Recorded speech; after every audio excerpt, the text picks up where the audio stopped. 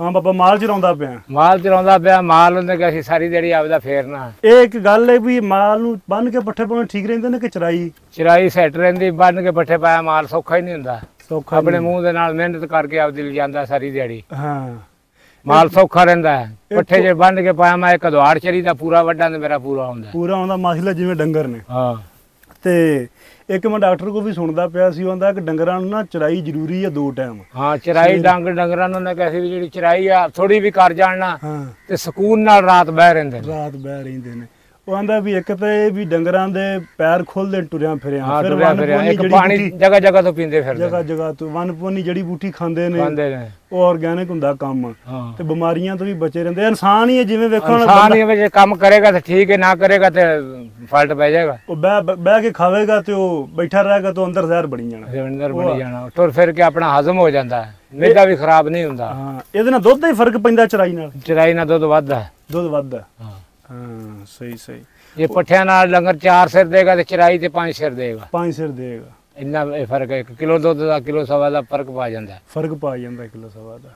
ਇਹ ਵੀ ਠੀਕ, ਨਾਲੇ ਤੰਦਰੁਸਤ ਰਹਿੰਦਾ ਡੰਗਰ, ਨਾਲੇ ਨਹਿਰੀ ਪਾਣੀ ਪੀਂਦਾ, ਟੋਏ ਦੇ ਵਿੱਚੋਂ ਪੀਂਦਾ, ਜਿਸ ਦਿਲ ਕਰਦਾ ਪੀਂਦਾ। ਤੇ ਜੇ ਬੰਨਿਆ ਹੋਵੇ ਘਰ ਤੇ ਖੁਰਲੀ ਤੋਂ ਪਾਣੀ ਪੀਣਾ।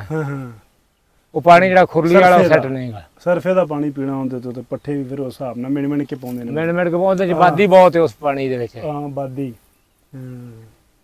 ਇਹ ਨਾ ਕਿ ਅੱਗੇ ਹੁਣ ਬੰਦੇ ਚਰਾਉਂਦੇ ਕੋਈ ਨਹੀਂ, ਵਾੜਿਆਂ ਚ ਤਬੇਲੀਆਂ ਜਿਹਨਾਂ ਡੰਗਰ ਰੱਖੇ ਨੇ, ਤੇ ਹੁਣ ਆਪਾਂ ਸੁਣਦੇ ਰਹੀ ਤਾਂ ਉਹਦਾ ਥਣ ਮਾਰਿਆ ਗਿਆ, ਮੱਝ ਦਾ ਜ਼ਹਿਰਬਾਦ ਹੋ ਗਿਆ, ਅਮੂਮਨ ਹੀ ਹੋ ਜਾਂਦਾ। ਹੁਣ ਅੱਗੇ ਅੰਦਰ ਗੱਲਾਂ ਨਹੀਂ ਹੁੰਦੀਆਂ ਸੀ, ਲੋਕ ਚਰਾਉਂਦੇ ਸਨ ਤੇ ਡੰਗਰ ਤੰਦਰੁਸਤ ਰਹਿੰਦੇ ਸੀ। ਉਹ ਹਰ ਰੰਗ ਦੀ ਜਰਾ ਬੂਟੀ ਖਾਂਦਾ ਨਾ, ਜਿਹੜੀ ਆ ਫੁੱਟੀ ਹੁੰਦੀ, ਕੋਈ ਕਿਸੇ ਕਿਸਮ ਦੀ ਹੁੰਦੀ, ਕੋਈ ਕਿਸੇ ਦੀ ਹੁੰਦੀ।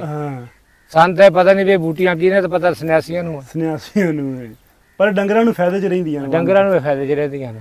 ਹਾਂ ਇਹਦਾ ਮਤਲਬ ਕਿ ਡੰਗਰ ਸਾਨੂੰ ਚਰਾਉਣੇ ਚਾਹੀਦੇ ਨੇ। ਜਿਨ੍ਹਾਂ ਵੀਰਾਂ ਨੇ ਵੀ ਰੱਖੇ ਨੇ ਉਹ ਆਪਦਾ 2 ਘੰਟੇ ਸਵੇਰੇ 2 ਘੰਟੇ ਸ਼ਾਮ ਇਹਨਾਂ ਨੂੰ ਲਾਜ਼ਮਨ ਫੇਰਨਾ ਚਾਹੀਦਾ। ਚਲੋ ਸਿਆਲ ਦੇ ਵਿੱਚ ਤੇ ਇੱਕ ਮਜਬੂਰੀ ਬਣ ਜਾਂਦੀ, ਜਗ੍ਹਾ ਕੋਈ ਨਹੀਂ ਹੁੰਦੀ। ਗਰਮੀ ਦੇ ਵਿੱਚ ਇਹਨੇ ਕਹੇ ਵੀ ਇਹਨਾਂ ਨੂੰ ਲਾਜ਼ਮੀ ਲਿਜਾਣਾ ਚਾਹੀਦਾ।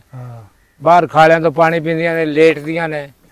ਇੱਕ ਮੱਝ ਦਾ ਚੰਮ ਜਿਹੜਾ 3 ਘੰਟੇ ਦੇ ਵਿੱਚ ਠਰਦਾ ਪਾਣੀ ਚ ਬਵੇ 3 ਘੰਟੇ ਤੇ ਠਰਦਾ, ਤੇ 3 ਘੰਟੇ ਤਪਣ ਲਾਉਂਦਾ।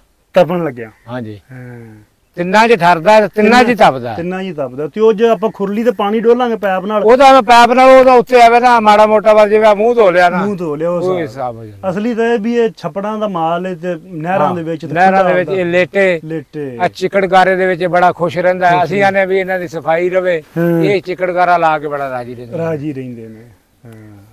ਠੀਕ ਹੋ ਗਿਆ। ਚਲੋ ਵੀਰੋ, ਡੰਗਰ ਜਿੰਨਾ ਵੀਰਾਂ ਵੀ ਰੱਖੇ ਨੇ ਲਾਜ਼ਮੀ ਜਗ੍ਹਾ 2 ਘੰਟੇ ਚਰਾਈ ਕਰਿਆ ਕਰੋ, ਡੰਗਰ ਤੰਦਰੁਸਤ ਰਹਿੰਦੇ ਨੇ।